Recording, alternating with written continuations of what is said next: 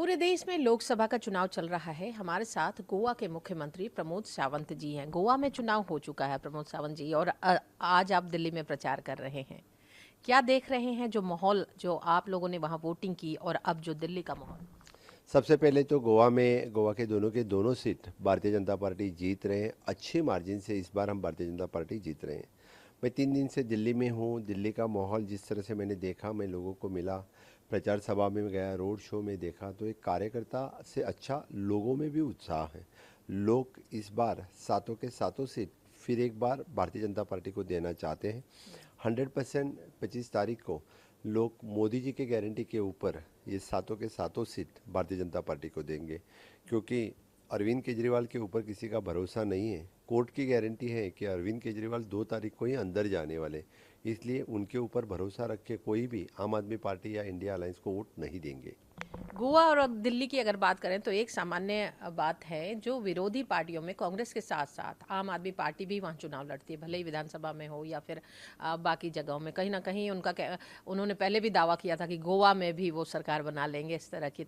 तो क्या प्रभाव देख रहे हैं इस बार लोग इंडिया अलायंस की? इंडिया अलायंस अभी गोवा में भी उनका इंडिया अलायंस था, तो सिर्फ यानी नाम के लिए था। ये तो एक दूसरे के साथ में नहीं है। यानी गोवा के लोगों ने तो उनको झाड़ू से साफ करके वापस से गोवा भेज दिया है। यहाँ के शराब के घोटाले के पैसा लेके वो गोवा में गए थे, तो उन गोवा से लोगों ने उसको यहाँ पे भगा दिया है। मैं आज जब दिल्ली में देख रहा हूँ, तो दिल्ली में सिर्फ यानी केजरीवाल किसी कैंडिडेट को लेके घूमते हैं, ज़मीनी स्तर पर लोग उनके साथ में नहीं हैं। इसीलिए मेरा कहना है कि चाहे वो इंडिया अलायंस हो या इंडिया अलायंस हो, तो लोग आज मोदी जी के साथ में है, एनडीए के साथ में है। एक बात है कि कई मुख्यमंत्री जो जेल में है, कहा जाए हेमंत सोरेन झारखंड के मुख्यमंत्री, ये अभी जमानत पर आए हैं, अग्रिम जमानत पर। जहां भाजपा इसे मुद्दा बना रही है, वहीं इंडिया अलायंस इस बात को मुद्दा बना रही है कि चुने हुए मुख्यमंत्रियों को जेल में डाला जा रहा है, सिंपैथी लेने की कोशिश। मैं एक बात बता देता हूँ, क्योंकि जो भ्रष्टाचार करेगा वो जेल में जाएगा। मुझे तो लगता है कि इन्हें कितनी बार ईडी ने तो ऑफ़र दी थी, क्योंकि आके खुद का स्टेटमेंट दे दा। ये खुद होके नहीं गया, इसलिए उन्होंने के कोर्ट से जेल में डालना पड़ा है। वो जो इंडिया अगेंस्ट करप्शन की जब बात करता था, तभी केजरीवाल ने खुद होके कहा था कि मैंने भी भ्रष्टाचार किया तो मुझे भी जेल में भेज दो। तो आज इस तरह से बात करने की कोई ज़रूरत नहीं है। आपने भ्रष्टाचार किया है, क्योंकि मैंने कोर्ट से तो प्रूव हो चुका है ऑलरेडी। क्योंकि जिस तरह से आपके सिसोदिया को जमानत नहीं मिल रही है, और उनके कोर्ट में जो वर्डिक्ट दे रहे हैं, उस वर्डिक्ट में क्लियर कट लिखा है कि आपके लोगों के इन्वॉल्वमेंट हैं, इसलिए तो आप जेल के अंदर गए हैं। आप सिर्फ इंटरिम बेल पे बाहर है, उतना ध्यान में रखा तो ही बस हुआ। हाल में ही एक मुद्दा हुआ स्वाति मालीवाल का, जिसमें मुख्यमंत्री के पीए ने, ऐसा आरोप है उनका कि उनकी पिटाई की गई। और जो मुख्यमंत्री सीसीटीवी लगाने की पूरे दिल्ली में बात कर रहे थे, वो सीसीटीवी की फुटेज जब पुलिस वहां खंगालने गई तो उन्हें नहीं मिल पाया। वही तो मैं पूछता हूँ कि यहाँ के महिला यानी उनकी खुद की एमपी, जो 20 साल से उनकी सहयोगी रह चुकी है, महिला आयोग की अध्यक्ष रह चुकी हैं, वो वहाँ पे उनके यानी खुद के शीश महल में 150 करोड़ का जो शीश महल बनाया, वहाँ पे सेफ नहीं है। तो दिल्ली यानी तो बाकी महिला किस तरह से सेफ हो सकती है? उनके ही जो पीए उनके ऊपर जो अत्याचार करता है, इनके ऊपर मारपीट करती है, और जब वो सीसीटीवी लेने जाते तो सीसीटीवी की फुटेज नहीं रहती। ये क्या केजरीवाल जी क्या कहना चाहते हैं? यानी बाकी तो सीसीटीवी लगाने की बात ही छोड़ो, यानी उनको प्रोटेक्शन देने के लिए उनके समर्थन में वो रोड पे आते हैं, इस मुख्यमंत्री को शोभा नहीं देता है। मुझे लगता है कि एक्चुअल जो केस क्या है, उसके बारे में केजरीवाल ने स्पष्ट से प्रेस मीडिया के सामने आना चाहिए। जो कोई दोषी हैं, आरोपी हैं, इनके ऊपर कार्रवाई होनी चाहिए। पहले के कई चरणों में कुछ वोटिंग कम हुई। क्या उन राज्यों में, जिन राज्यों में चुनाव था उस समय, उस पर वोटिंग का असर पड़ेगा? और भाजपा के अगर खेमे में कहा जाए तो क्या मतदान का असर पड़ेगा जहां पे कम वोटिंग हुई?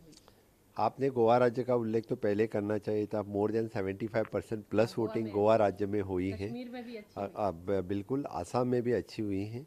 और जो 100% जो जहाँ जहाँ पे यानी लोग अच्छी तरह से लोगों को बाहर निकालने का काम करते हैं वहाँ पे अच्छी वोटिंग होती है। लेकिन कहीं कम वोटिंग हुआ भी है तो भारतीय जनता पार्टी को कोई फ़र्क नहीं पड़ेगा। भारतीय जनता पार्टी के मैक्सिमम वोटर्स बाहर आके वोटिंग किया है, लेकिन लोग ज़्यादा से ज़्यादा बाहर आके वोटिंग करें, यही मैं सबको आह्वान करूंगा। मुझे पता है दिल्ली में हीट बहुत है, इसलिए मैंने तो इलेक्शन कमीशन ऑफ इंडिया को मेरी रिक्वेस्ट है, गोवा में बहुत बड़े बड़े पेंडल डाले थे, वहाँ पे पीने के पानी के लेके नींबू पानी तक सोई यानी इलेक्शन कमीशन ऑफ इंडिया ने की थी। इसी तरह की सोई दिल्ली में भी करनी चाहिए, चाहे वो सीनियर सिटीज़न हो या चाहे वो बाकी बूढ़े लोग हो, उनके लिए यानी सब कुछ व्यवस्था की तो ही उसको वोटिंग के लिए ज़्यादा से ज़्यादा लोग बाहर आएंगे। हो सकता है तो उनको 6 बजे के बाद भी थोड़ा सा टाइमिंग हीट के वजह से बढ़ा के दिया तो भी अच्छा रहेगा। This is my request for the election commission of India. इससे मुझे लगता है कि वोटिंग परसेंटेज दिल्ली और बाकी जो बचे हुए प्रदेश में भी बढ़ेंगी। मुद्दे अगर बात करते हैं सावंत साहब, शुरुआत में मुद्दे विकास के शुरू होके बाद में हिंदू मुसलमान, भारत पाकिस्तान, इन तमाम मुद्दों पर आ चुके। महंगाई, बेरोजगारी, इन तमाम बातों की बात नहीं कर रहे लोग, और जनता भी ये बात कह रही है कि महंगाई पर कोई बात क्यों नहीं कर रहा। अगर आपके राज्य की बात करें तो गोवा में मोपा एयरपोर्ट में बेरोजगारी और उसमें रोजगार देने की बात खुद प्रधानमंत्री ने की थी। ये भी मुद्दा कांग्रेस ने बनाया इस बार। भारतीय जनता पार्टी हमेशा के लिए विकास की बात करते हैं, क्योंकि भारतीय जनता पार्टी ने विकास किया है।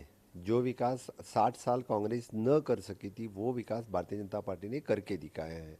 जैसे कि for example the airport, only the 75 airport इस देश में थे, सॉरी 150 एयरपोर्ट इस देश में थे, तो आज 300 से ज़्यादा एयरपोर्ट इस देश में हो गए हैं। मोपा एयरपोर्ट जो है वहाँ पे आज भी यानी पूरी एम्प्लॉयमेंट वो लोकल लोगों को दी है, मैं दावे के साथ कह सकता हूँ। यानी जब इस तरह का इंफ्रास्ट्रक्चर क्रिएट हो जाता है, जिस तरह की इंडस्ट्रीज आती हैं, उससे ही एम्प्लॉयमेंट ज़्यादा से ज़्यादा बढ़ती है। और मुझे लगता है कि रही बात महंगाई की, which is the inflation rate, जिस तरह से हम आगे जाएंगे तो इन्फ्लेशन रेट से थोड़ी बहुत महंगाई जो है वो बढ़ी है, मैं ना नहीं कह रहा हूँ, लेकिन फिर भी यानी जो मोदी जी के कार्यकाल में इतना बड़ा इंफ्रास्ट्रक्चर क्रिएट हुआ है उसकी बात करना बहुत ही ज़रूरी है। रही बात जो है तो हमेशा के लिए कांग्रेस ये हिंदू मुसलमान कैथलिक इसके बात करते हैं, वो धर्म के आधार पर वोट मांगते आए हैं। भारतीय जनता पार्टी ने कभी धर्म के आधार पर वोट मांगा नहीं है, हमेशा के लिए विकास के आधार पर ही वोट मांगी है। एक आखिरी सवाल, यूसीसी जैसा मुद्दा था जो शुरुआत में काफ़ी उछाला गया। इंडिया अलायंस ने भी कहा कि यूसीसी का खौफ दिखा रही है। क्या लगता है बाकी राज्यों में भी यूसीसी लागू होना चाहिए? गोवा ये पहला राज्य है जो 1961 से लेकर आज तक यूसीसी इम्प्लीमेंट कर रहे हैं।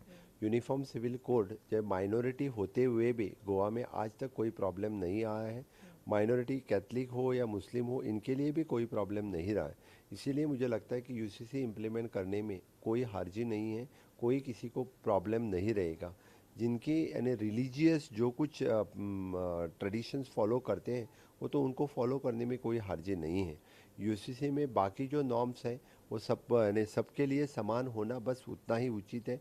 इसीलिए चाहे वो माइनॉरिटी हो या चाहे वो यानी माइनॉरिटी कम्युनिटी के लोग हो, इसके लिए कोई प्रॉब्लम नहीं होगा। बस ये मैं कह सकता हूँ, गोवा में 60 साल में इस तरह की एक भी केस दर्ज नहीं हुई है।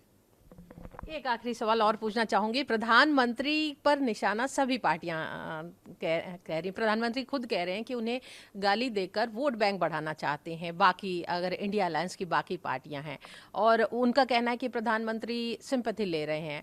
ये सारा माहौल, क्या लोकतंत्र आरक्षण की बात की जा रही है, ये क्या चुनावी मुद्दा है, बाद में खत्म हो जाएगा, या फिर सही में जनता के बीच में ये मुद्दे हैं? मैं बता देता हूं कि इंडिया अलायंस के पास यानी 10 साल के माननीय मोदी जी के कार्यकाल में एक भी मुद्दा उनको भ्रष्टाचार के ऊपर करने के लिए नहीं है। आप देखो, इसीलिए वो डायरेक्टली अटैक माननीय प्रधानमंत्री के ऊपर करते हैं, वो संविधान के ऊपर अटैक करते हैं। इसीलिए मैं तो बोलता हूँ कि संविधान को ज़्यादा खतरा किससे है तो कांग्रेस से है। एक, उनके जो कैंडिडेट गोवा में खड़े किए थे उन्होंने संविधान का, बाबा साहेब आम्बेडकर के संविधान का अपमान किया। और दूसरी बात यानी कर्नाटक के कांग्रेस ने ओबीसी रिजर्वेशन में से रिजर्वेशन निकाल के मुस्लिम कम्युनिटी को दिया है। ये तो मुझे लगता है कि ओबीसी कम्युनिटी का अपमान है। इसलिए जो कोई संविधान का अपमान करता है वो तो कांग्रेस है। इसलिए इनके पास कोई मुद्दे नहीं बचे, इसलिए वो directly they are targeting for the PM directly target करते हैं। लेकिन इस तरह के लोगों के पास एक भी कोई इस तरह का मुद्दा नहीं है। खुद लोग होके कैंपेन कर रहे हैं कि अब की बार 400 पार, फिर एक बार मोदी सरकार, इस भारत देश ग्लोबल मार्केट बने, बाकी इनोवेशन के लिए, रिसर्च के लिए, सेमीकंडक्टर के लिए। इसीलिए यानी लोग चाहते हैं कि मोदी जी तीसरी बार प्रधानमंत्री बने। धन्यवाद ईटीवी भारत से बात करने के लिए इन तमाम मुद्दों पर। तो गोवा के सीएम ने कहा कि तमाम मुद्दे जो भी हैं विकास के नाम पर ही राजनीति की जा रही है भाजपा की तरफ से, और उन्हीं मुद्दों पर वोट भी मांगे जा रहे हैं। ईटीवी भारत के लिए दिल्ली से कैमरामैन संदीप के साथ अनामिका रत्ना।